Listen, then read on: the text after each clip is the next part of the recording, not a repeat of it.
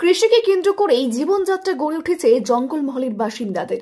কৃষিভিত্তিক সমাজ ব্যবস্থায় চিরাচরিত প্রথা মেনে প্রতি বছর জ্যৈষ্ঠ মাসের ১৩ তারিখ রাঢ় বাংলা জুড়ে শুরু হয় একটি লোক উৎসব।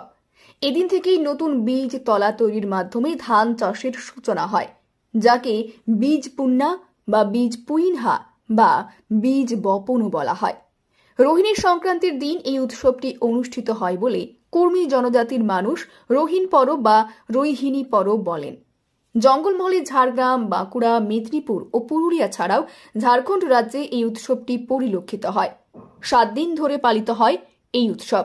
মূলত কুর্মী সম্প্রদায়ের অধিবাসীরাই এই উৎসবটি পালন করে থাকে।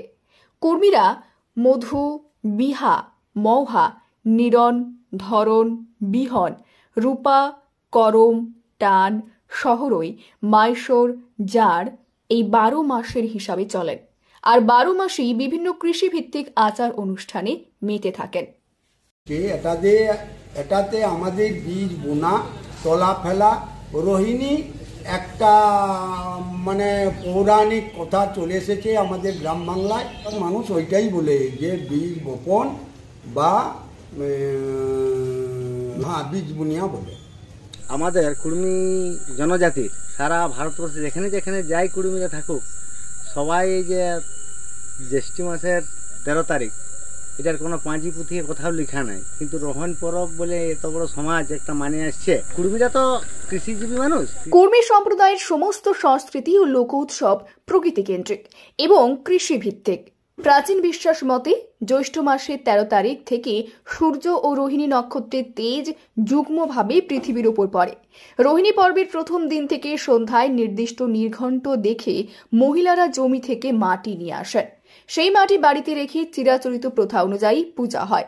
আবার এই দিনেই নতুন বছরের কৃষিকাজ শুরু হয় ধানের বীজ রোপণের মাধ্যমে। সাধারণত বাড়ির বড় সদস্যরা এই কাজ করে থাকেন। আর রোহিণীর শুরু থেকে পরবর্তী 7 দিন কুর্মী সম্প্রদায়ের মানুষজন শাক খাননি। জোহার, আজ 13ই জ্যৈষ্ঠ, রোহণ পরব। কুড়মালি নেগাচারের আজকের দিনটা অত্যন্ত পবিত্র এবং গুরুত্বপূর্ণ দিন। কুর্মীরা কৃষিজীবী মানুষ এবং কৃষিকে কেন্দ্র করেই এদের জীবনযাত্রা গড়ে উঠেছে।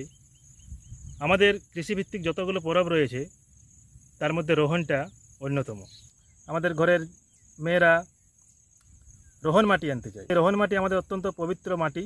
আমাদের জনম, বিহা, মরণ ছাড়া আমাদের যে শুভ কাজগুলা, সেই শুভ কাজগুলো রোহণ মাটি ছাড়া আমাদের কিন্তু চলে না। ফলটা প্রতিষেধক ফল। এই সামনে কৃষিকাজ শুরু হয়, তো কৃষিকাজে পোকামাকড়ের হাত থেকে বিভিন্ন কীটনাশক মানুষের শরীর প্রবেশ করতে পারে, তার প্রতিষেধক হিসেবে আমরা ওই রোহণ ফলটা খাই। তো এইভাবে আমরা রোহণ পরবটা পালন করি। কুর্মী সম্প্রদায়ের মধ্যে পরিচালিত বিশ্বাস অনুযায়ী এই সময় শাক না খেলে জমিতে আগাছা বা ঘাস হয় না। এছাড়াও এই পরবকে কেন্দ্র করে বিভিন্ন প্রবাদ এবং লোককথা প্রচলিত রয়েছে। পরবের শুরুর দিন জঙ্গলমহলের মানুষজন আষাঢ়ি ফল নামে এক ধরনের বিশেষ ফল খেয়ে থাকেন। এই ফলটির প্রতিষেধক গুণ আছে, তাই কৃষিকাজ শুরু করার পূর্বে বিভিন্ন বিষক্রিয়ার প্রতিষেধক হিসাবে এই ফল পূর্বপুরুষ ধরে খেয়ে আসছে। রোহিণ কথার অর্থ হল সবুজায়ন। রোহিণ পরবে মেতে ওঠেন কুর্মী সম্প্রদায়ের মানুষজন। কৃষিভিত্তিক এই পরবকে কেন্দ্র করে চলে গ্রামে গ্রামে নাচ গান।